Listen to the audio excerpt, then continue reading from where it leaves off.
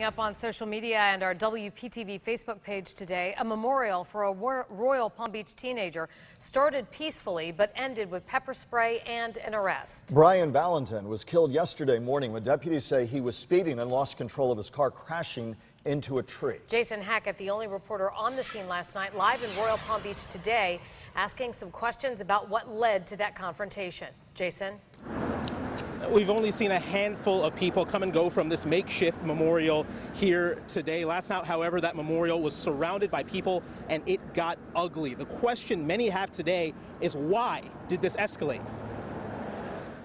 Out calmly enough, our cameras rolling just before 8 as friends of Brian Valentine gathered in the median where he died to share candles and tears. There's somebody good to be around, you know? Vigil quiet and somber. As the sun goes down, more people gather in the median.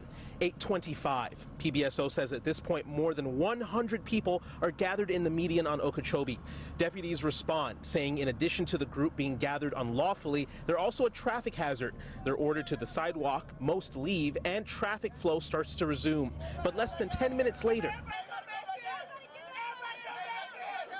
some in the group go back to the median. PBSO breaks the group up again, and some comply, walking back to the sidewalk. But a few stragglers remain. According to a PBSO report, a deputy warns the group to leave or else pepper spray will be used. Less than 2 minutes later, things take a turn. Watch closely as this woman walks in a deputy's direction. It's unclear if any words were exchanged, but seconds later, the deputy aims his pepper ball launcher at the ground and fires.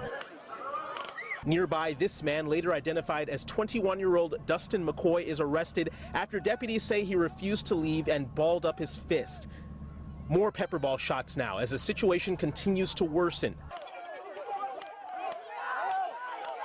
The crowd goes scrambling. One witness we spoke to described the scene. They said leave twice, and then they said that's your final warning.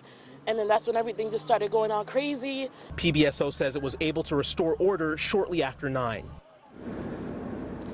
And we did reach out to the Palm Beach County Sheriff's Office with several questions today, including, was the use of those pepper ball guns absolutely necessary? And Michael, from what I understand, you spoke to Sheriff Bradshaw just a few minutes ago.